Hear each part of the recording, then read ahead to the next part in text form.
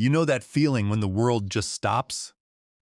Like your ears are full of cotton and you can hear your own heartbeat echoing in the silence of a sterile corporate room? That is exactly what happened when Brenda from Human Resources slid that single sheet of paper across her minimalist desk.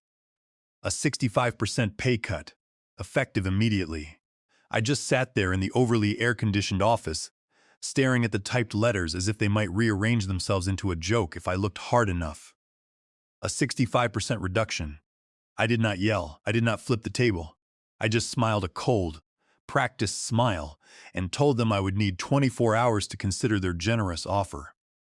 It was as if I was some kind of programmed corporate machine, as if my entire life had not just been completely upended in the span of 30 seconds. The real reaction happened later, isolated in the suffocating heat of my sedan in the underground parking garage, clutching the steering wheel until my knuckles turned stark white. I sat there for what felt like an eternity, 45 minutes of pure, unadulterated disbelief, just breaking down the math in my head. Because what exactly are you supposed to do when the corporation you have dedicated 14 years of your life to decides you are suddenly worth less than half of what they paid you yesterday? Allow me to introduce myself properly. My name is Richard Vance. I am 55 years old, a divorced father to an ambitious 19-year-old son named Daniel, who is currently navigating his sophomore year of college. Up until that catastrophic meeting, I held the title of Director of Enterprise Solutions at Zenith Dynamics. Honestly, this whole ordeal is still incredibly difficult to process even after 3 years have passed. Zenith was originally a vibrant, innovative startup when I joined. It was the kind of environment where every single employee genuinely believed we were revolutionizing the tech industry. We had the stereotypical perks, the open floor plans, the endless late-night brainstorming sessions fueled by bad coffee and sheer determination. I was initially hired as a senior client strategist, but I worked harder than anyone else. I sacrificed weekends, missed family dinners, postponed well-deserved vacations, and poured my soul into building our client base. Within 4 years, I was managing our top 12 accounts, portfolios that were responsible for generating over 75% of our total revenue. I knew the intricate details of their legacy systems, their operational bottlenecks, their long-term strategic goals, and even their personal hobbies. These were not just nameless, faceless accounts on a spreadsheet. They were deep, personal relationships I had cultivated with painstaking care. When my wife and I finalized our divorce, those professional relationships became my anchor. They represented stability, a guaranteed income, and the assurance that I could comfortably afford Daniel's rising tuition fees without sacrificing our quality of life. By my 8th year, I was promoted to the director level. I commanded a specialized team of 10 brilliant engineers and strategists. I possessed equity in the company, and my salary finally meant I could breathe easily without obsessing over every single expense. Then, the acquisition happened. Apex Solutions, an industry behemoth known for its ruthless efficiency, bought us out. I vividly recall the town hall meeting where our founder, Martin Caldwell, stood on the makeshift stage and enthusiastically proclaimed how this merger would launch us into a new era of unprecedented growth. Everyone applauded enthusiastically, while I sat in the back row, noticing how Martin actively avoided making eye contact with anyone. I later discovered he walked away with a cool $12 million, fully vested. The rest of us were left with equity that had been severely diluted, locked behind a new 5-year vesting schedule that essentially rendered it worthless. The initial transition phase was deceptively calm. We dealt with new email platforms, convoluted reporting structures, and endless integration meetings. But I still retained my core team, my key clients, and my original salary. Then, the brutal optimization assessments commenced. They systematically eliminated the junior staff first, then methodically targeted middle management.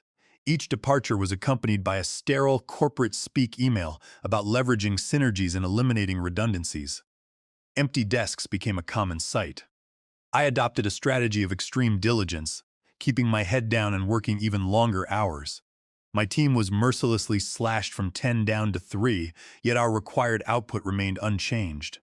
I found myself working 80-hour weeks, responding to urgent client escalations at 4 in the morning and experiencing overwhelming stress.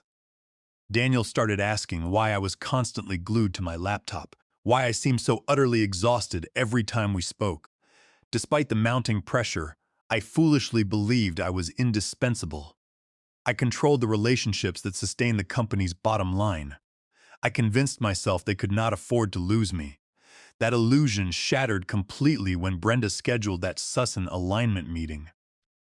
I should have recognized the red flags the moment I walked in and saw Jared Brooks sitting there. Jared was a corporate hatchet man sent directly from Apex headquarters to enforce their draconian restructuring plans. He wore a patronizing smirk and an expensive tailored suit. "Richard," he began, deliberately omitting my formal title, "we have been thoroughly reviewing the organizational architecture and have identified a crucial opportunity to realign your compensation matrix with our newly established internal benchmarks." It sounded like a rehearsed script designed to dehumanize the process. Brenda slid the infamous document toward me. My new base salary was printed in bold font, $56,000. A catastrophic drop from my original $160,000. This adjustment reflects the strategic centralization of all major client management operations. Jared explained smoothly. You will be transitioning into a localized support role. In plain English, they were stripping me of my authority, my accounts, and the majority of my income, while undoubtedly expecting me to maintain the same level of productivity during the transition. "Of course, we require your signed agreement by tomorrow morning," Brenda chimed in, refusing to meet my gaze. "If this new structure is incompatible with your career trajectory, we will unfortunately have to commence the search for a more aligned candidate." It was an ultimatum wrapped in corporate pleasantries. I maintained a facade of absolute calm, requested 24 hours to review the documentation, and walked out. The drive home was a blur of righteous anger and mounting panic. I was 55 years old. The tech industry was notoriously ageist, and the thought of starting over from scratch was terrifying. But the alternative, submitting to this blatant extortion, was equally unthinkable. I pulled into my driveway, killed the engine, and sat in the darkness for a long time. My mind raced through a dozen desperate scenarios. That is when my phone buzzed with an incoming call from Sarah Jenkins, a brilliant former colleague who had wisely jumped ship to Vanguard Systems 8 months prior. I almost ignored it, but some instinct compelled me to answer. "Richard," her voice crackled through the speaker, "I have been trying to reach you. Have you seen my messages?" I admitted I had been buried in work. "Listen to me," Sarah continued, her tone urgent. "I am at Vanguard now. Our CEO, Elias Thorne, has been asking about you. We need someone with your exact level of enterprise expertise. Are you open to a discreet conversation?" Vanguard Systems was Apex's most aggressive competitor. They had been fiercely battling for market share for years. The irony was palpable. "Actually," I replied, a dangerous idea taking root in my mind. "I think tonight would be the perfect time for a conversation." I spent the next 2 hours meticulously reviewing every single document associated with my employment history. I unearthed my original Zenith Dynamics contract, searching for a non-compete clause. There was none. Zenith had been too focused on rapid expansion to worry about restrictive covenants. Apex, in their arrogance, had never bothered to issue updated contracts to the legacy directors. They assumed our diluted equity was enough of a golden handcuff. But that was not the most critical discovery. 6 years ago, I had personally architected the Aegis Protocol, a proprietary data routing algorithm that our largest clients relied upon for secure transactions. At the time of the acquisition, Apex had aggressively pushed everyone to sign retroactive intellectual property assignment agreements. I found my copy of the IP transfer document buried in a dusty folder. I stared at the signature line. The ink formed my name, but the loops were entirely wrong. I have a very distinct, sharp method of signing the letter R. This signature was smooth and rounded. It was a blatant forgery. Someone at Apex, desperate to finalize the acquisition audit, had forged my signature to claim ownership of the Aegis Protocol. Under United States copyright law, specifically Title 17, Section 106, the creator retains exclusive rights unless explicitly transferred. And under California Penal Code Section 470, forgery renders a contract void ab initio invalid from its very inception. Apex did not own the Aegis protocol. I did. Armed with this explosive revelation, I called Sarah back. "Can you arrange a meeting with Elias Thorne tomorrow morning?" I asked. "Before 9? Sarah hesitated. "Is everything all right, Richard?" I explained the situation, detailing the 65% pay cut and the egregious expectation that I would train my own replacement before being discarded. I heard Sarah swear softly under her breath. "Give me 10 minutes," she said. Exactly 9 minutes later, my phone rang again. It was Elias Thorne himself. His voice was commanding yet surprisingly warm. "Richard, Sarah has told me everything. Let us meet at the Silver Diner on 4th Street at 7 in the morning." "It is far enough away from the corporate districts," I agreed. The rest of the night was spent compiling my personal, non-confidential notes. I possessed 9 years of intimate client knowledge, details about their pain points, their upcoming renewal dates, and the specific technical hurdles they faced with Apex's degrading service quality. This information was my leverage. I was not going to steal proprietary code or confidential client lists. I was simply going to take my unparalleled expertise and my rightful ownership of the Aegis protocol and walk away. I barely slept. I lay awake, calculating the risks, anticipating Jared Brooks's inevitable threats and rehearsing my counter-arguments. The morning arrived crisp and cold. I dressed in my sharpest suit, the one I reserved for closing multi-million-dollar deals. I felt a strange sense of absolute clarity. I was no longer the victim of a corporate restructuring. I was a man executing a calculated strategic maneuver. I arrived at the Silver Diner 10 minutes early. Elias and Sarah were already seated in a corner booth. Elias was a formidable presence, with sharp eyes and an aura of quiet authority. He did not waste time with small talk. "Richard, I have respected your work from afar for years." Elias began, sliding a sleek leather folder across the table. "Apex is currently making a colossal mistake, and Vanguard is prepared to capitalize on their incompetence." I opened the folder. The offer letter inside was staggering. They were offering me the position of Vice President of Strategic Partnerships. The base salary was $210,000, supplemented by a generous performance bonus structure and a $50,000 signing bonus. "We know Apex is planning to offshore their entire client support division within the next 9 months," Elias revealed casually, dropping a bombshell that confirmed my darkest suspicions. "They are slashing salaries to force senior staff to quit voluntarily, avoiding hefty severance packages." It is a classic, albeit ruthless, playbook. The pieces of the puzzle slammed together. Jared's condescending tone, the impossible deadlines, the sudden pay cut. It was all a calculated effort to push me out the door. "We want you, Richard," Elias continued. "And more importantly, we want the level of service you provide to your clients. If you join Vanguard, you will have the resources to build a proper team and the authority to manage accounts the way they deserve to be managed." I looked at the numbers on the page. It was more money than I had ever earned, but it was not just about the finances. It was about validation.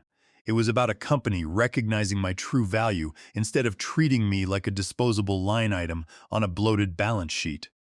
I signed the offer letter right there in the diner.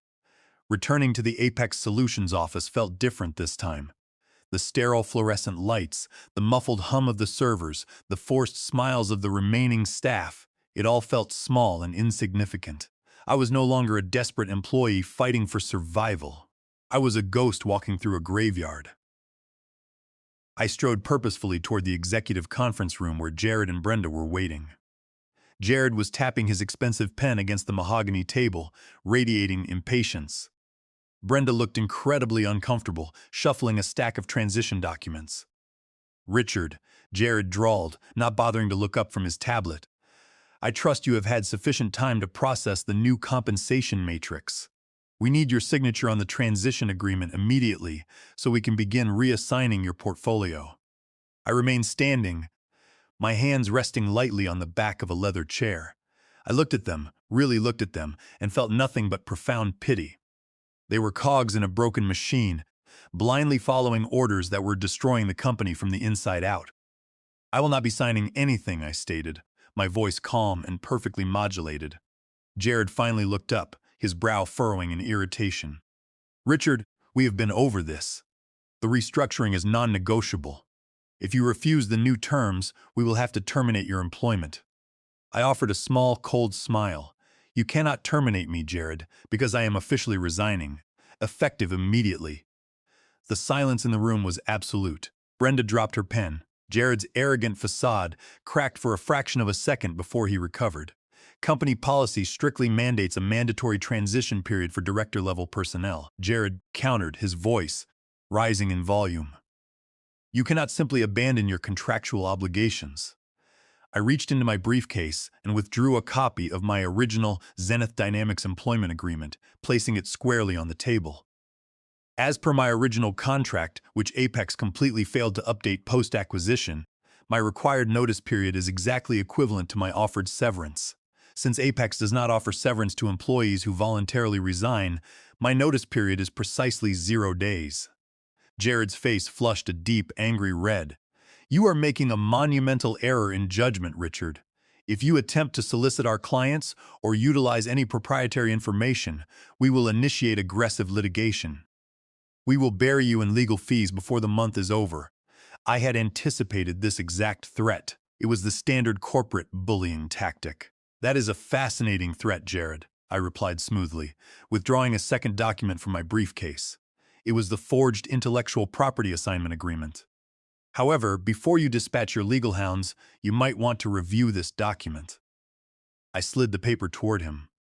This is the IP transfer for the Aegis protocol, the core routing algorithm that currently processes secure data for our 12 largest enterprise clients. Notice the signature.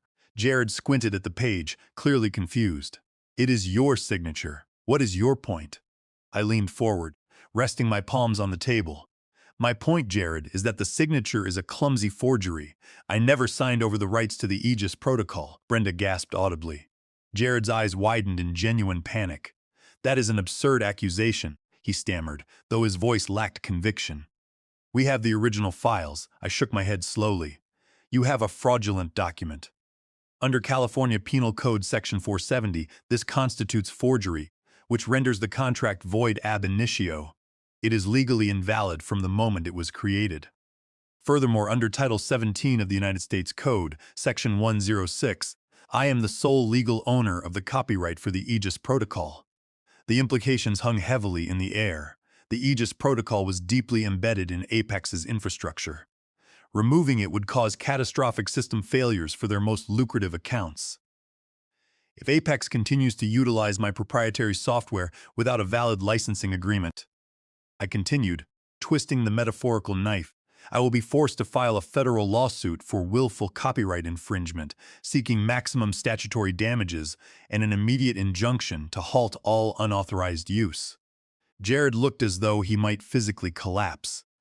The arrogant hatchet man was suddenly faced with a legal nightmare that could easily cost the company tens of millions of dollars and publicly humiliate their executive team. You cannot do this, Jared whispered, his voice completely devoid of its former bravado. Watch me, I replied. I turned around and walked out of the conference room, leaving them to deal with the absolute disaster they had created. I returned to my desk, packed my personal belongings into a single cardboard box, and took the elevator down to the lobby for the last time. As I walked out into the bright morning sunlight, I felt a massive weight lift from my shoulders. I was free, but the real work was just beginning. Over the next 48 hours, I carefully orchestrated my transition to Vanguard Systems. I did not need to actively solicit my former clients. The moment my departure became public knowledge within the industry, my phone began ringing incessantly. The first call came from the Chief Technology Officer at Pinnacle Solutions, one of Apex's oldest and most prestigious accounts. They were experiencing severe latency issues and were furious to learn that their primary point of contact had abruptly resigned. When they discovered that Apex no longer possessed the legal right to utilize the Aegis protocol, the panic was immediate. Apex's panicked legal team had quickly realized I was telling the truth about the forgery and had hastily attempted to patch together a flawed alternative system, resulting in widespread service disruptions. Within 2 weeks, Pinnacle Solutions formally terminated their multi-million-dollar contract with Apex and migrated their entire infrastructure to Vanguard Systems.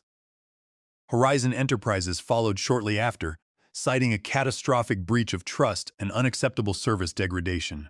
One by one, the dominoes fell. I welcomed them to Vanguard, offering superior service, stability, and full, authorized access to the Aegis protocol. My new team at Vanguard was exceptionally talented, and we seamlessly integrated the incoming accounts. The financial impact on Apex was devastating. They were hemorrhaging clients, facing massive revenue shortfalls, and dealing with intense scrutiny from their furious shareholders. One evening, roughly a month after my dramatic departure, I was sitting in my spacious new office at Vanguard when my private line rang. The caller ID displayed a number I instantly recognized. Martin Caldwell, the former CEO of Zenith Dynamics, who was now a senior board member at Apex Solutions. I let it ring 3 times before finally answering. Richard. Martin's voice sounded strained, a stark contrast to his usual confident, booming tone. We need to talk. I leaned back in my ergonomic chair, gazing out at the spectacular city skyline. Hello, Martin. To what do I owe the pleasure of this call? There was a heavy sigh on the other end of the line. The situation here has deteriorated significantly, Richard. We have lost 4 major accounts this quarter alone, and the technical team is struggling to stabilize the infrastructure without the Aegis protocol. The board is incredibly displeased. I felt a profound sense of satisfaction, but I kept my voice entirely neutral. That sounds like a challenging operational issue, Martin. I am not sure how I can assist you, considering I am no longer employed by Apex. Do not play games with me, Richard, Martin pleaded. We know Vanguard is aggressively targeting our remaining client base. We are prepared to make a substantial offer to acquire a perpetual, exclusive license for the Aegis protocol. We will pay you $3 million up front, plus ongoing royalties. It was a staggering sum of money. A few months ago, it would have been life-changing. But now, it felt insulting. It was a desperate bribe from a dying corporation attempting to purchase salvation. The Aegis protocol is not for sale, Martin, I replied firmly. It is fully integrated into Vanguard's proprietary systems now. We have established a competitive advantage that I have no intention of surrendering. Martin's tone shifted from pleading to frustration. Richard, be reasonable. You are single-handedly destroying the company you helped build. I laughed, a harsh, humorless sound. I helped build Zenith Dynamics, Martin. Apex Solutions destroyed it the moment they prioritized ruthless cost-cutting over fundamental client relationships. You allowed Jared Brooks to attempt to gut my salary by 65% while expecting me to train an offshore replacement team. You created this disaster. There was a long, uncomfortable silence. We made miscalculations. Martin finally conceded, his voice barely a whisper. The restructuring strategy was overly aggressive. We are willing to terminate Jared Brooks and Brenda from Human Resources. We can offer you a newly created position as Chief Strategy Officer at Apex. Your compensation package would be unparalleled. It was the ultimate vindication. The powerful executives who had callously treated me as a disposable asset were now begging me to return and save them from their own catastrophic blunders. But there was no amount of money, no prestigious title, that could repair the fundamental breach of trust. I appreciate the offer, Martin, but I must decline, I said quietly. I have found a home at Vanguard Systems, a company that actually values its employees and respects its clients. I suggest you focus on salvaging whatever remains of your operations. I ended the call without waiting for a response, severing my final tie to the past. The ensuing months were a whirlwind of unprecedented success. Under my strategic leadership, Vanguard's enterprise divisions experienced record-breaking growth. We consistently outperformed our competitors, delivering innovative solutions and maintaining unparalleled client retention rates. I was eventually promoted to Executive Vice President, commanding a division of over 50 talented professionals. My compensation eclipsed my wildest expectations, ensuring that Daniel's college tuition was fully covered and my own financial future was absolutely secure. But the true victory was not measured in dollars or job titles. It was the profound sense of empowerment that came from recognizing my own inherent worth and refusing to be diminished by a soulless corporate entity. Apex Solutions never fully recovered from the exodus of their top-tier clients. The loss of the Aegis protocol, combined with the disastrous implementation of their offshore support strategy, permanently crippled their reputation in the industry. Their stock price plummeted, and they were eventually forced to undergo a massive, humiliating restructuring that resulted in the termination of hundreds of employees, including the executives who had orchestrated the initial disastrous strategy. Jared Brooks was unceremoniously dismissed and struggled to find employment elsewhere, his reputation as a ruthless hatchet man permanently tarnished. The industry is small and word travels quickly. No one wanted to hire the architect of Apex's spectacular downfall. I occasionally heard rumors about the ongoing chaos at Apex, but I paid them little mind. My focus was entirely on the future, on building something truly exceptional at Vanguard. Reflecting on the entire ordeal, I realized that the most critical moment was not the dramatic confrontation in the conference room or the discovery of the forged document. The turning point was that quiet moment of despair in my car when I finally accepted that loyalty to a corporation is a dangerous illusion. Companies do not have hearts or souls. They have balance sheets and profit margins. They will gladly extract every ounce of value from you and discard you the moment you become a liability or an inconvenience. But we, as professionals, as individuals, possess immense power. We hold the knowledge, the relationships, and the expertise that actually drives the business forward. The moment we recognize our own value and demand to be treated with respect, the balance of power shifts entirely. My story is not just about a successful career transition. It is a testament to the importance of self-advocacy and professional courage. If you are currently sitting in a job where your contributions are consistently overlooked, where you are treated as a disposable resource rather than a valuable asset, you must understand that you have options. You are not trapped. You possess unique skills and experiences that are highly sought after in the market. Do not allow fear or a misplaced sense of loyalty to keep you anchored to a sinking ship. Take the initiative, update your resume, leverage your professional network, and start exploring new opportunities. You might be surprised by how much your expertise is truly worth when it is evaluated by a company that actually understands its value. The revenge I achieved was not about malice or vindictiveness. It was a natural consequence of cause and effect. Apex Solutions attempted to devalue me, and in doing so, they inadvertently destroyed their own foundation. I simply removed my support, and the entire structure collapsed under its own weight. It was a harsh but necessary lesson in corporate accountability. I often think about Daniel, who is now preparing to enter the workforce himself. I have shared this entire experience with him, hoping that he will internalize the core message. I want him to understand that true security does not come from a corporate title or a prolonged tenure at a single company. True security comes from continuous learning, building genuine professional relationships, and never compromising your own fundamental worth. I look around my office now, filled with dedicated team members and a whiteboard covered in ambitious strategic plans, and I feel a profound sense of gratitude. The journey was incredibly stressful, fraught with uncertainty and legal peril, but it led me exactly where I needed to be. I am respected, adequately compensated, and intellectually stimulated. I have built a career that I am genuinely proud of, and I have secured my family's financial future, and it all started with a single insulting piece of paper sliding across a desk. That paper, intended to diminish me, ultimately became the catalyst for my greatest professional triumph. It was the spark that ignited a necessary revolution in my life. So, to anyone out there facing a similar corporate injustice, I offer this final piece of advice. Do not simply accept the terms they dictate. Scrutinize the fine print, understand your legal rights, and never underestimate the immense leverage you possess. Sometimes, the most powerful move you can make is simply walking away and allowing them to experience the catastrophic consequences of your absence.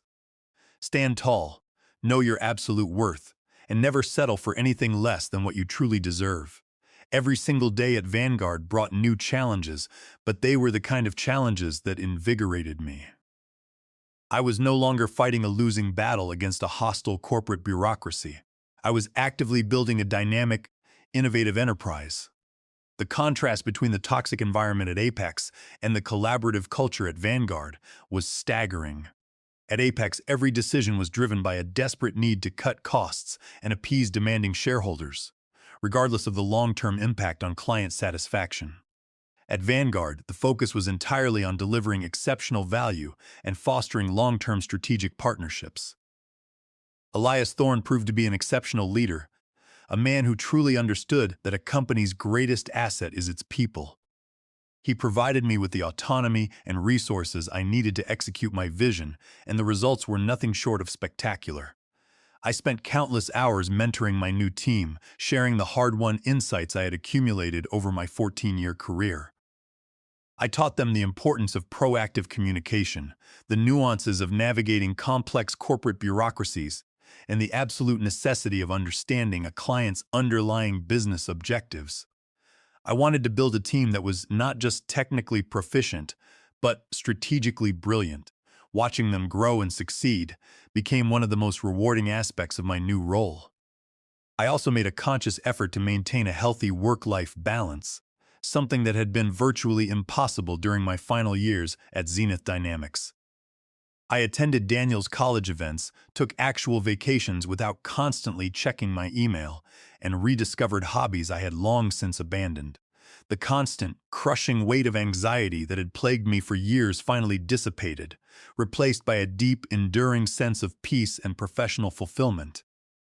The industry landscape continued to evolve rapidly, but Vanguard remained at the forefront of innovation. The Aegis protocol underwent several major upgrades, solidifying its position as the premier routing algorithm in the market.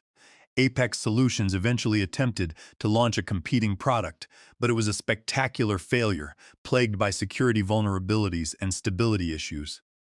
It was a desperate, transparent attempt to reclaim their lost market share, but the damage to their reputation was irreversible. Clients who had experienced the chaos of the Apex transition were incredibly hesitant to trust them again. The entire saga served as a powerful cautionary tale within the tech industry, a stark reminder that prioritizing short-term financial gains over long-term client relationships and employee well-being is a recipe for absolute disaster. It reaffirmed my fundamental belief that integrity, expertise, and mutual respect are the true cornerstones of enduring business success.